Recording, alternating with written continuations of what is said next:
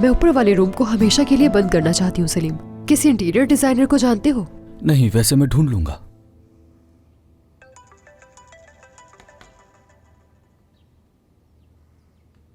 Hello. जानान साहिबा आज एक औरत से मिली।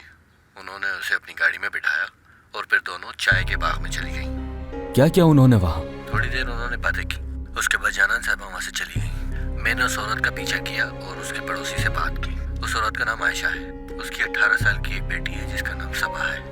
ठीक है आंटी, हमें सादिया की बेटी मिल गई है। सादिया की जिंदगी बर्बाद करने का वक्त आ चुका है। उनकी जिंदगी में एक नया मोड़ आ चुका है। अब मैं भी तो उनकी जिंदगी में लौट आई हूँ सलीम।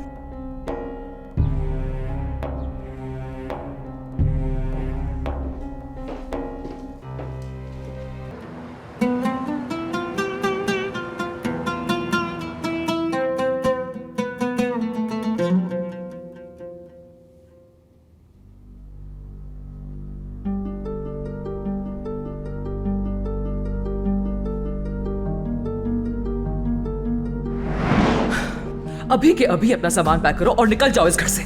मैं तुम्हारी शक्ल दोबारा देखना भी नहीं चाहती हूँ।